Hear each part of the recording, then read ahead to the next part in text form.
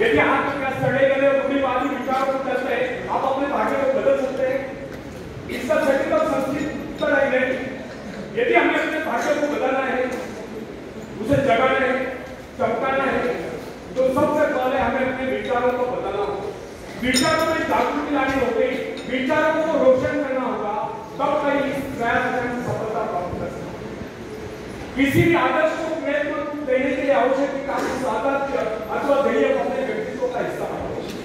यदि आपका ध्येय अथवा आदर्श आपके साथ बना रहे, तो इससे आपको प्रेरणा प्राप्त होती है। आपने देखा होगा कुछ प्रभु भक्त अपने इष्ट की मूर्ति सदैव अपने साथ रखते हैं। ये क्या है? ये अपने इष्ट की स्मृति सदैव अपने साथ बनाए रखने की प्रेरणा। इसी प्रकार हमें भी अपने कर्तव्य और लक्ष्य का ध्यान सदा बनाए रखना। अपने ध्यान को इधर उधर बिखेरने से शक्तियों का रास होता है। यदि हाथ से शीशे पर पड़ने वाली किरणें एक स्थान पर केंद्रित की जाए, वे इतनी प्रभावशाली होते हैं, उनसे आप पैदा होते हैं। जबकि अव्यवस्थित व्यक्ति की अवस्था में किरणें इतने प्रभावशाली सकते हैं। इसका भी यही कारण है कि जब वे किरणें एक स्थान पर होते हैं, तो उनके संपूर्ण शक्ति का लक्ष्य एक केंद्र बिंदु होता है। फ्रेंड्स, लक्ष्य साधन के लिए एकाग्रता बहुत आवश्यक है।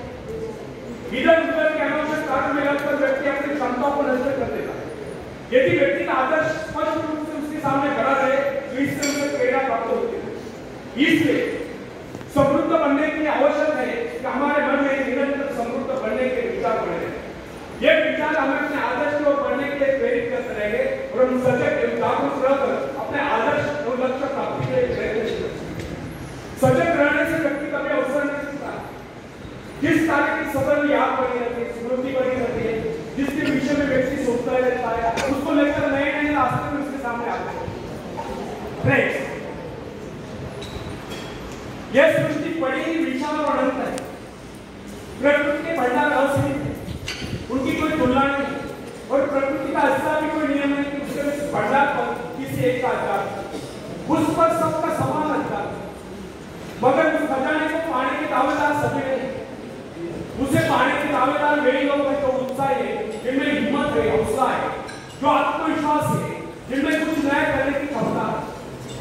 अकर्मण्य, निर्दय, मूर्ख, डरपोक या आलसी लोगों को न तो उसे पाने का अधिकार है, ना ही वे उसे पा सकते हैं। ये तो उसे मिलेगी जिसने अपने जीवन शक्ति को जान लिया। फ्रेंड्स, यदि आप इस सृष्टि का अध्ययन करेंगे तो आपको पता चलेगा कि यह सृष्टि शक्ति के सूक्ष्म सूत्रों में बनी हुई है। इस प्रकार धीरे धीरे आप अपने हृदय की महान शक्ति की उपस्थिति को समझ ले। अब आपको कभी आकाश नहीं करते, वे आपको पूरे अंधकार जाल में फंसाने में समर्थ हो। हमारे संस्कृति का संदेश ये है कि आप अपनी व्यक्तिगत चेतना को जितना विस्तृत करेंगे, अपने आप में महान स्फूर्ति का अनुभव कर पाएंगे। पर ब्रह्म के साथ तादात्म्य स्थापित करने वाली स्फूर्तिदायक चेतना ही वास्तव में सुख है, और इस चेतना के क्षीण होने का नाम ही दुख है। यदि सुख सृष्टि से एकाकार होने से उत्पन्न होता है, तो दुख सृष्टि से विचिन्न एवं विलप होने से उत्पन्न होता है। फ्रेंड्स, जो व्यक्ति अपने आप को सृष्टि की इस विशाल चेतना का अंश मानकर नहीं सकता, उसे ऐसा प्रतीत होता है कि संसार में अकेला है। अनंत अस्तित्वपूर्ण समुद्र में भटकती हुई एक इकाई है। अकेलापन का यह विचार व्यक्ति को असहाय और बेसहारा बना देता है। वो अपने अस्तित्व को क्षुद्र समझ लेता है।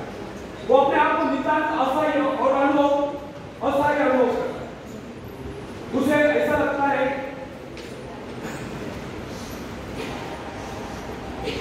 वह स्वयं को असहाय समझ लेता है। इससे इसी स्थिति में दुख का निर्माण होता है। फ्रेंड्स, जो व्यक्ति अपने आप को सृष्टि से अलग कर लेता है, वो आत्मविश्वास से हीन रहता है। उसे प्रकृति के प्रति कभी स्नेह नहीं होता। वो प्राकृतिक प्रक्रिया को अपरिचित और अपने प्रति षड्यंत्र मानता है। ऐसी स्थिति में प्रकृति के अनंत धनस्रोत, अनुभव, सौंदर्य एवं समाप्त न होने वाले खजाने उसके लिए नहीं करता।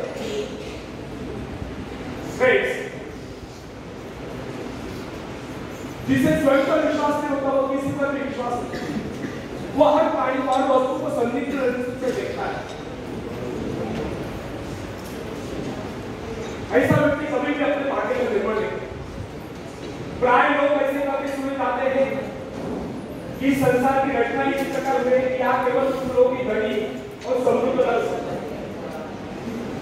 उनके विचारों में सृष्टि में सुख समृद्धि के साधन सीमित होने के कारण सभी लोग समृद्ध नहीं रह सकते। उनका यह विचार कि संसार प्रतिद्वंदिता है, जो उसमें सफल हो जाता है वही सुखों का उपभोग कर सकता है। शेष लोगों के भाग्य में दुख और कष्ट ही है। परंतु हमारा एक कहना है कि इन लोगों के ऐसे विचार अनुभवहीनता और अज्ञानता के कारण है। प्रकृति ने तो अपने भंडार सबके लिए खोल रखे। आप ऐसा क्यों सोचते कि आप भाग्यहीन रहे और भाग्यहीन रहोगे?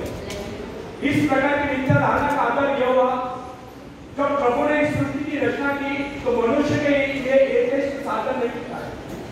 परंतु ऐसा सोचना कदापि वस्तुतः प्रभु ने इस सृष्टि को अत्यंत संपन्न और सब प्रकार से पूर्ण बनाया। मनुष्य की आवश्यकताओं की पूर्ति के सभी पदार्थ इस धरती पर उपलब्ध है। यदि कोई इस नीति का प्रयोग नहीं कर पाता है तो इसमें उस सृष्टि निर्माता का क्या दोष? विधाता ने तो अपनी रचना संपूर्ण बनाई है। यदि कोई उसे ग्रहण करने में असमर्थ है, आनाकानी करता है, आलस्य में पड़ा रहता है, वो जगत में तक क्या कर सकता है? कहावत प्रसिद्ध है, आप घोड़े को पानी तक ले जा सकते हैं या पानी आके घोड़े के सामने रख सकते हैं, परंतु उसे पीने के लिए विवश नहीं कर सकते। यदि घोड़े को प्यास लगी है तो पानी पीकर प्यास को उसे शांत करनी होती है। अपने गर्दन को झुकाकर पानी में बोलो तो उसे डालो। प्रकृति को दोषी ठहराने में और वास्तविकता में कितनी भिन्नता है इसका अनुभव देखिए। उदाहरण याद रखें, अन्न जीवन की सबसे आवश्यक वस्तु है। शरीर रूपी भट्टी के लिए ईंधन का काम करता है। संसार में निर्धनों की प्रमुख समस्या दो की होती है। कुछ लोगों का यह कहना है कि अन्न की कमी है क्योंकि धरती उतनी उपजाऊ नहीं, खेती के लिए एक साधन नहीं, समय नहीं। परंतु यह धारणा निर्मूल है क्योंकि कृषि विशेषज्ञों का यह कहना है कि आज के विश्व में बहुत सी भूमि बिना जुटी पड़ी है। यह भूमि अत्यधिक उपजाऊ है क्योंकि अभी तक इस भूमि में खेती नहीं हुई, इसलिए उसके प्राकृतिक उर्वरता नैसर्गिक सुविधा अभी तक उसमें सुरक्षित है। इन कृषि विशेषज्ञों का तो यह भी कहना है अगर इस सारी भूमि का सही ढंग से उपयोग किया जाए तो अन्न की कुल उपज 2 गुना नहीं तो कम से कम 1.5 गुना हो सकता है। फ्रेंड्स, व्यक्ति के जीवन की बात होगी। सभ्यता के इतिहास का अध्ययन करने पर आपको यह मालूम हो जाएगा कि प्राचीन काल में लोग अपने घरों को प्रकाशित करने के लिए चर्बी का प्रयोग करते थे। आप यह भी जानते होंगे कि यह चर्बी अवैध मछलियों के शरीर से निकाली जाती है। एक दिन लोगों को ज्ञान हुआ कि अवैध मछलियों की कमी पड़ गई। ऐसी स्थिति में चर्बी का भयंकर संकट उपस्थित होगा, परंतु आवश्यकता आविष्कार की जगह, शोध की जगह, उसी के साथ साथ मिट्टी के तेल